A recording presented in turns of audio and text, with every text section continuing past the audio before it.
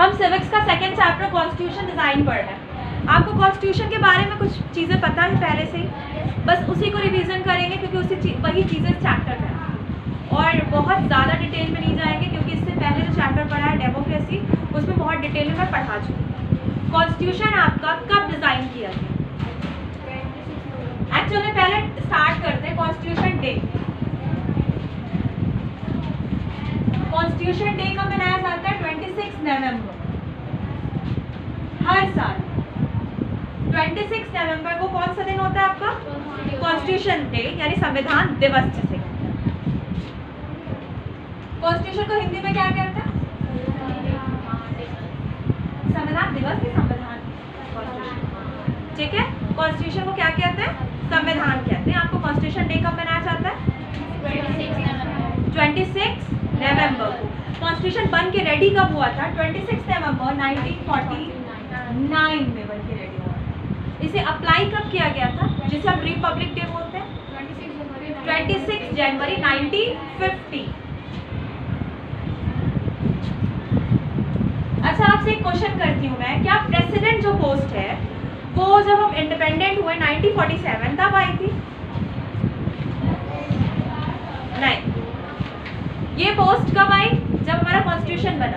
Constitution बनने के बाद प्रेसिडेंट की पोस्ट, एक्चुअल में जब 1947 में आज़ाद हुए तो प्रेसिडेंट पोस्ट नहीं, प्राइम मिनिस्टर पोस्ट, ठीक है। ये चीज़ याद रखिएगा कि प्रेसिडेंट एक नॉमिनल बॉडी होता है और प्राइम मिनिस्टर एक एग्जीक्यूटिव बॉडी होता है। इसको नोट कर लीजिए। प्राइम मिनिस्टर क्या होता है? एग्जीक्यूटिव बॉडी होता है और प्रेसिडेंट एक नॉमिनल बॉडी होता है इंडिया में। इसलिए आप देखेंगे कि इंडिया में प्रेसिडेंट के इलेक्शन से ज़्यादा आफत प्राइम मिनिस्टर के इलेक्शन में मचती है, जो लोकसभा का होता है। लोकसभा का मेन लीडर कौन होता है? लोकसभा का मेन लीडर प्राइम मिनिस्टर होता है। लोकसभा में टोटल कितनी सीट है? 543।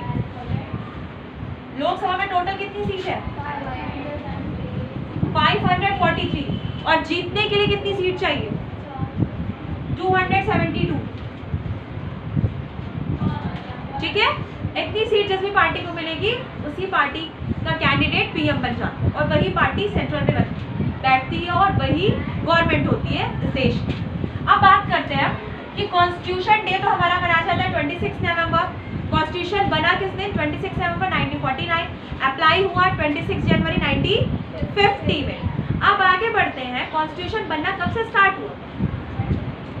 कॉन्स्टिट्यूशन बनना यानी अगर मैं बात करूं कॉन्स्टिट्यूशन में टोटल कितने सेशन हुए, या मैं बात करूं कॉन्स्टिट्यूशन में टोटल कितनी मीटिंग हुई? टोटल मीटिंग कितनी हुई? 114। अच्छा, ये बताइए टोटल कितने मेंबर्स थे कॉन्स्टिट्यूशन असेंबली में? 299। फाइनल असेंबली जो 299। अब उसमें क्वेश्चन आता है उसमें कितनी फीमेल्स थी? 15। फीमेल्स कितनी थी? 15 फीमेल्स थी। उस कॉन्स्टिट्यूशन की जो असेंबली थी उसमें 15 औरतें भी शामिल थी उस असेंबली में, जिसमें मैं अगर सबसे इम्पोर्टेंट नाम लूँ, हंसल मेहता, सरोजनी नायडू। सरोजनी नायडू कौन थी? सरोजनी नायडू के बारे में मैंने 2 इम्पोर्टेंट पॉइंट्स बताए। आपको पता है कि इंडिया में कांग्रेस अंग्रेजों के टाइम से रही। कांग्रेस कब बनी? कांग्रेस कब स्टेबल हुई?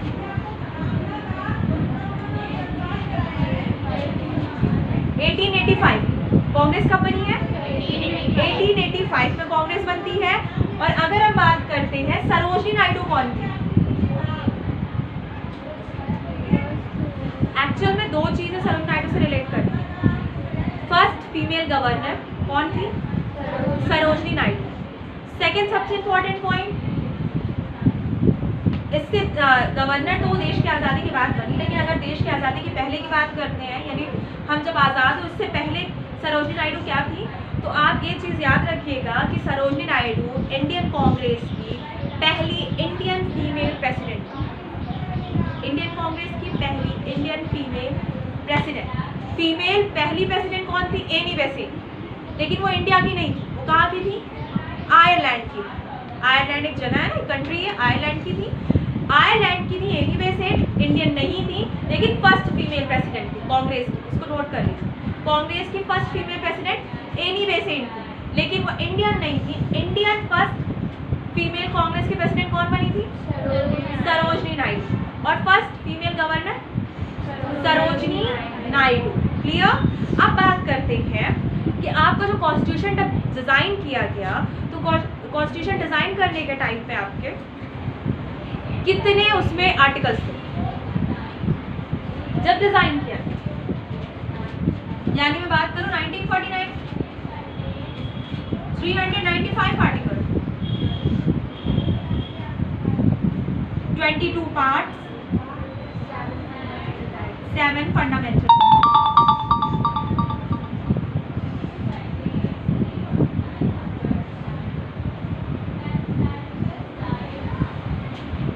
और अगर मैं अभी बात करूं कितने हमारे आर्टिकल्स हैं? 448 आर्टिकल्स है बेटा।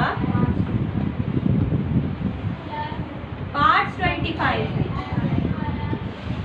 एंड फंडामेंटल राइट्स 6 है। कौन सा राइट हटाया गया? Right to property. Right to property क्या था? कि आपकी जो प्रॉपर्टी है वो आपकी, गवर्नमेंट आपसे नहीं ले सकती, ठीक है। लेकिन अब ये फंडामेंटल राइट नहीं है, अब हमारा ये लीगल राइट है, कानूनी अधिकार है। किस आर्टिकल में आ रहा है?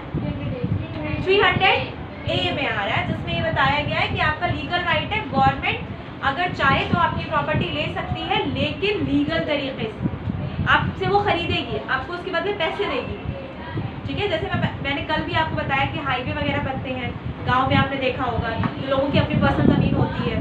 या ऐसा ज़रूरी नहीं कि आपको बेचना ही है, अगर आप नहीं बेचना चाहते तो ये भी राइट है आपके पास कि आप नहीं बेचें। गवर्नमेंट आपके साथ ज़बरदस्ती नहीं कर सकती, ये भी याद रखना कि आपके पास राइट टू प्रॉपर्टी ये कहता है कि गवर्नमेंट आपसे ज़बरदस्ती आपकी ज़मीन नहीं ले सकती। अगर आप बेच रहे हैं तो ठीक है, लेकिन अगर आप ये सोचो कि ऐसा ना हो कि गवर्नमेंट ज़बरदस्ती करे हमारे साथ, तो ऐसा बिल्कुल भी नहीं है।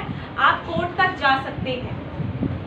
गवर्नमेंट आपसे ज़मीन, अगर वो लीगल ज़मीन है, यानी डॉक्यूमेंट्स आपके पास अगर हैं, मैं लीगल प्रॉपर्टी की बात नहीं कर रही, अगर इलीगल प्रॉपर्टी उस पर टैक्स बकाया है तो वो गवर्नमेंट ले देगी आपकी, आप कुछ नहीं कर सकते उसमें क्योंकि आपने टैक्सेस पे नहीं किए। लेकिन आपकी ज़मीन अगर बिल्कुल लीगल है और आपने सारे टैक्सेस पे किए, सारे डॉक्यूमेंट सही हैं आपके, तो गवर्नमेंट आपकी वो ज़मीन ज़बरदस्ती आपसे नहीं ले सकती।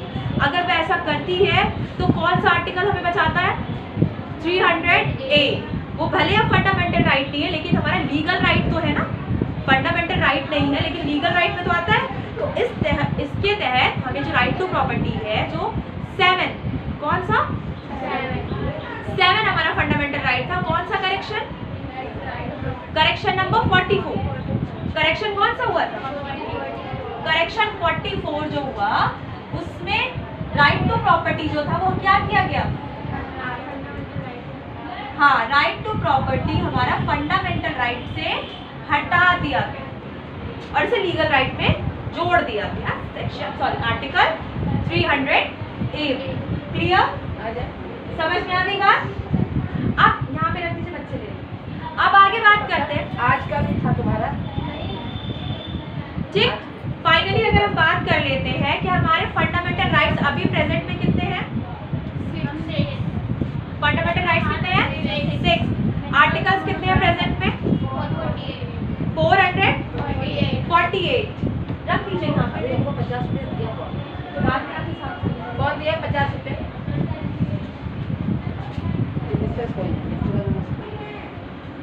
आपको बेसिकली यहाँ पे रिवीजन के तहत एक बार मैं पढ़ा देती हूँ फिर से। जैसे मैंने आपको बताया कि आपको कॉन्स्टिट्यूशन डे कब मनाया जाता है? कॉन्स्टिट्यूशन डे मनाया जाता है 26 नवंबर, ठीक। 26 नवंबर 1949 में आप कॉन्स्टिट्यूशन बन के रेडी हुआ था। अच्छा, आपसे पूछा जाता है कॉन्स्टिट्यूशन कितने दिन में बन के रेडी हुआ? 2 years 11 months and 18 days। 2 years 11 months and 18 days में हमारा कॉन्स्टिट्यूशन बन के रेडी हुआ। कॉन्स्टिट्यूशन असेंबली में टोटल कितने मेंबर्स थे?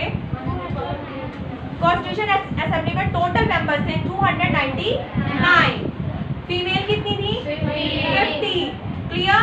इंपॉर्टेंट नाम जैसे मैंने बताया, सरोजनी नायडू, हंसल मेहता, ये इंपॉर्टेंट नाम है 15 महिलाओं के, ठीक है। अब आगे बात करते हैं कि कॉन्स्टिट्यूशन डे तो मनाया जाता है 26 नवंबर को, अप्लाई हुआ 26 जनवरी 1950 में। नॉमिनल बॉडी कौन है? प्रेसिडेंट। एग्जीक्यूटिव बॉडी कौन है? Prime minister.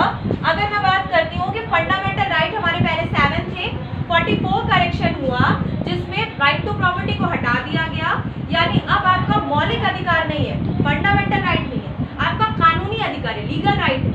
आपकी प्रॉपर्टी गवर्नमेंट अभी भी जबरदस्ती आपसे नहीं ले सकती, ठीक है? तो फंडामेंटल राइट से उसको हटा के लीगल राइट में जोड़ दिया गया। अब बात करते हैं आर्टिकल कितने थे जब हमारा कॉन्स्टिट्यूशन बना, तो 395। प्रेजेंट पे अगर हम बात करते हैं कितने, 448। जब कॉन्स्टिट्यूशन बना पार्ट्स कितने थे? 22। प्रेजेंट पे पार्ट्स कितने हैं? 25। फंडामेंटल राइट्स 7 थे, प्रेजेंट में कितने हैं? 6 फंडामेंटल राइट है। क्लियर? यहाँ तक समझ में आ गया? ड्राफ्टिंग कमेटी के चेयरमैन कौन थे constitution assembly? Doctor B.R. Ambedkar. Drafting committee जिसने पूरा ड्राफ्ट तैयार किया, तो उसके चेयरमैन कौन थे? B.R. अम्बेडकर। ये चीज याद रखिएगा, ठीक? याद होगी ये सारी चीजें आपको। अब इसमें सबसे इम्पोर्टेंट पॉइंट आपको जो क्वेश्चन बनता है यूपीएससी वगैरह में, वो कौन से क्वेश्चन है? वो सबसे इम्पोर्टेंट क्वेश्चन बनता है बेटा कि राइट टू प्रॉपर्टी किस करेक्शन में हटा, ठीक है? ये याद रखिएगा। क्वेश्चन आपका ये भी बनता है कि असेंबली में कितने मेंबर्स थे, ठीक? क्वेश्चन आपका ये भी बनता है कि कितने दिन में आपकी कॉन्स्टिट्यूशन बन के रेडी हुआ। कितने दिन में बन के रेडी हुआ? 2 years 11 months and 18 days। ये चैप्टर भी आपका